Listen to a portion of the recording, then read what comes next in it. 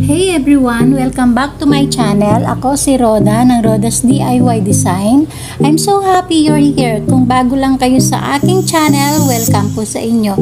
At sana po nakapag-subscribe na kayo and also hit the little bell para ma-notified kayo every time na mag-upload ako ng bagong video.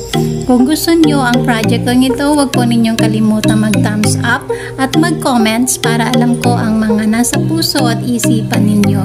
Excited ako sa project ngayon. Tara, samahan po ninyo ako. Ang una natin gagawin ay itong simpleng bakal na pumasok sa idea ko kung ano ang gagawin dito.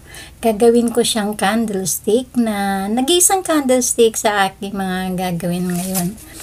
Gagamit ako ng tape para balutan ng buo ang candlestick para maging matigas, para maging matibay at matigas siya. Kung meron kayong kahoy na candlestick, mas maganda sa project na ito, no need to use tape na kasi matigas na yung ating candlestick.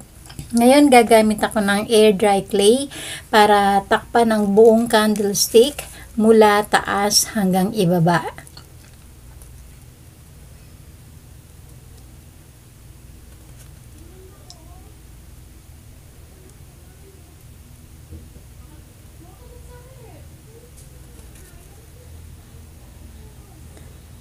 Okay, so madali lang i-spread ang clay na gagamitin natin using yung daliri para medyo kung matigas man ang ating clay, pwede tayong gumamit ng tubig para lumambot at madali siyang i-spread. Dahil clay ang ginamit ko dito sa project na ito, siguraduhin natin na hindi magiging perfect ang shape ng ating candlestick dahil clay ang ating ginamit.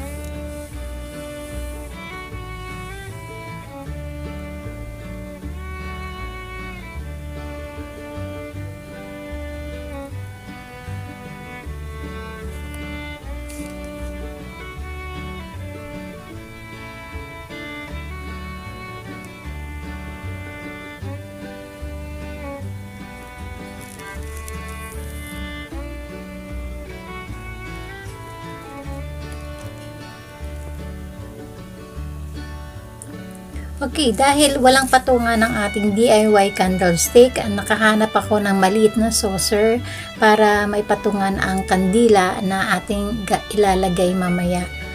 Okay, so ididikit ko siya using King Kong glue at hot glue para secure ang ating saucer.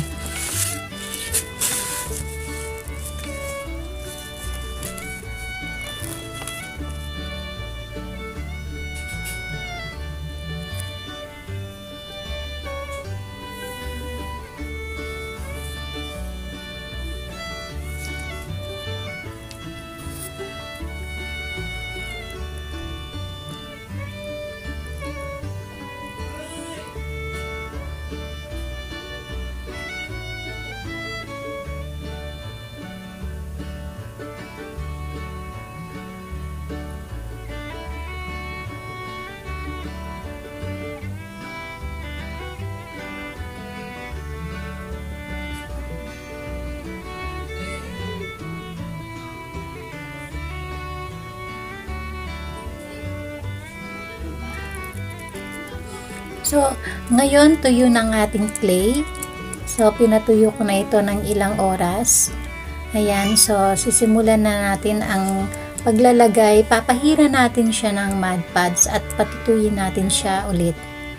Okay, so kapag napahira natin siya ng mud pads, patuyuin muna natin siya ng ilang minuto para pag naglagay tayo ng pintura ay maganda siyang tingnan at hindi masasayang yung mud pads na nilagay natin. So pipinturahan natin siya ng sky blue actually itong ating pintura. So meron siyang touch ng celery color na bagay dito sa candlestick project natin.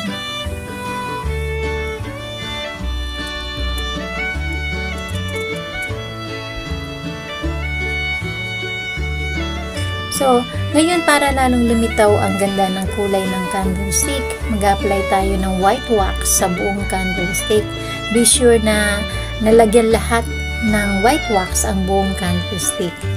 Saka natin siya pupunasan para pumantay ang white wax sa color ng ating candlestick. Okay, so lagyan lang ng white wax ang buong candlestick para maging maganda ang kinalabasan ng ating candlestick.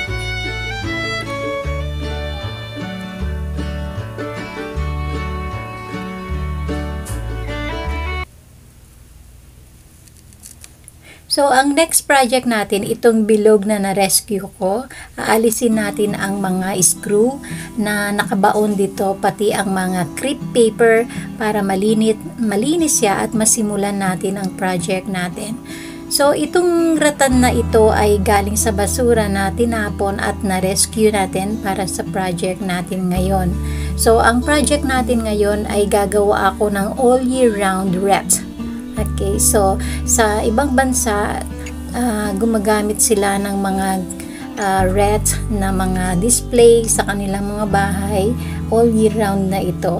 So gagamitin ako ng antiquing wax para magkaroon siya ng dark brown color at gumanda ang ating project.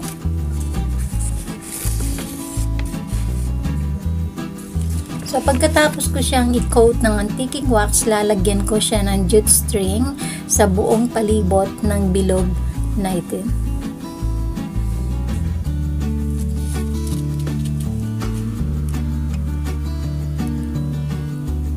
Okay, so pagkatapos natin lagyan ng jute string, lalagyan ulit ng antiquing wax ang buong paligid ng bilog.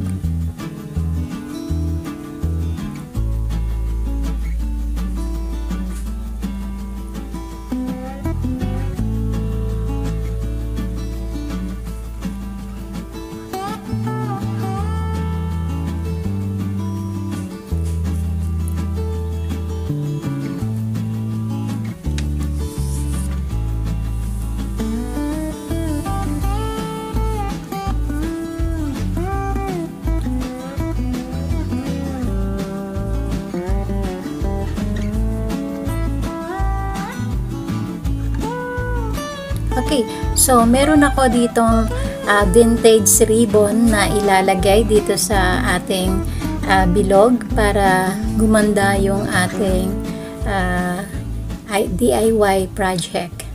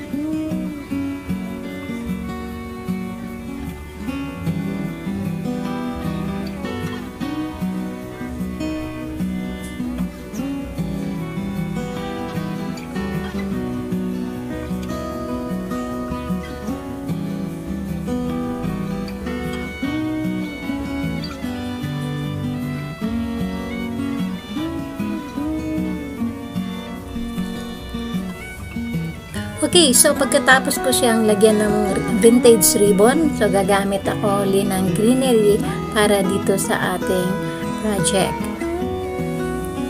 Okay, so alam niyo na kung saan ko nabibili itong greenery ko na to. Nabibili ko ito sa DIY store. At ito yung aking naisip na ilagay dito sa ating project para maging maganda siya.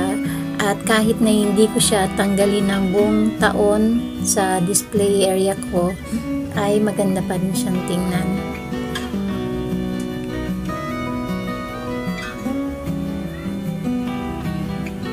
Okay, so pag gumamit kayo ng hot glue, kailangan meron kayong isang rescue to the rescue na matigas na bagay. Ako ang ginamit ko ay gunting para pandiin ko siya dahil sobrang init ng glue na ito.